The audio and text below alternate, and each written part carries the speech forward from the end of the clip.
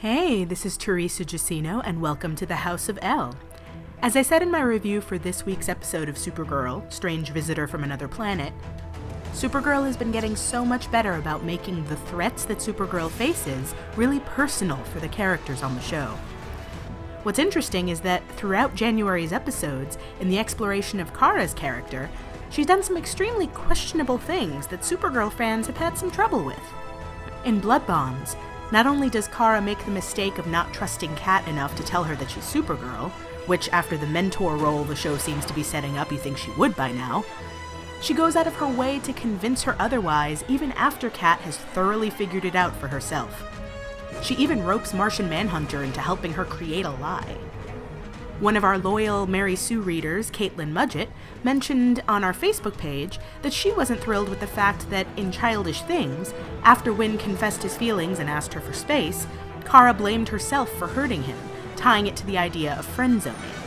She didn't like the fact that no one told Kara that she wasn't responsible for Wynn's feelings, and that Kara was taking that on herself.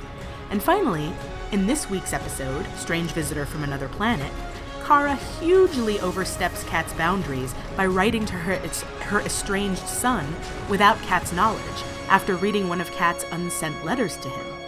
Well-intentioned, but a big invasion of privacy. So what's the deal? Is this a sign that Kara, and subsequently the show, isn't being written well? Is it a sign that Kara is the very worst? Or is there more to it than that? Personally, I think all three of these examples, as well as other mistakes she's made on this show, are completely in character for Kara Zor-El.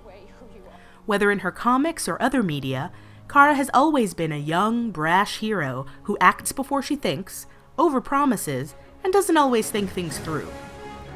One huge example being from the Supergirl trade Beyond Good and Evil, written by Kelly Puckett with art by Drew Johnson. Supergirl promises a young boy dying of cancer that she's not going to let him die, without thinking how a promise like that going unkept would affect that boy, or his family. Kara's heart has always been in the right place. Her heart is what makes her a hero. But there's a reason why she's called Supergirl and not Superwoman. It's because she's young and inexperienced, and as strong as she is, she doesn't have the maturity to handle her emotions or other people well just yet. And that is okay. And it doesn't make her less heroic. It just makes her young. And despite her being Kryptonian, it makes her human. Supergirl's story has always been one about a superhero's coming of age. Kara is well within her rights to tell or not tell whomever she wants about being Supergirl. It's her secret to share or not share. Do I think it's a mistake to not trust Kat? Yes. Do I think that it's cool to outright lie and stage an elaborate scheme to compound it? Nope.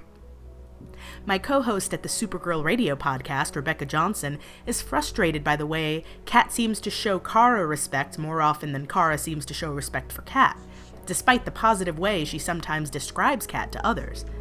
But here's the thing. Kara's in her mid-20s. Everyone in their mid-20s thinks they're smarter than their boss and that they know better.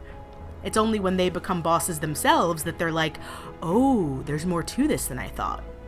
I believe that Kara will grow into trusting Kat more. And while her attitude frustrates me right now, I understand where it's coming from and can accept Kara as a character who's flawed and young. As for Kara blaming herself for Wynn's hurt feelings, I disagree with that assessment. She's not blaming herself for his feelings. She's sorry to be the cause of them.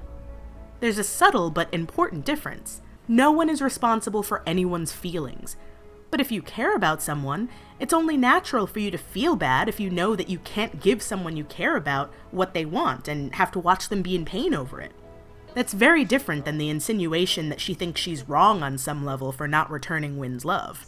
Kara showed great immaturity by thinking that they could just pop back to being friends without letting the situation breathe a little bit. And eventually, Kara learns that lesson and gives Wynn the space and time he needs to lick his wounds. Kara Zor-El is exactly the kind of nuanced female character we need. She's not perfect by any means, nor should she be. And while she might frustrate us as often as she astounds us with her bravery and strength, she cannot be written off as a bad character. It's precisely these flaws that make her a great character. Well, that's it for January's House of El, and I'd love to hear what you think. Please leave me your comments below. And for more Supergirl fun, you can check out my recaps here at the Mary Sue every Tuesday, or you can check out Supergirl Radio, which drops every Wednesday at supergirlradio.com. Thanks for listening, and I'll see you next time at the House of El.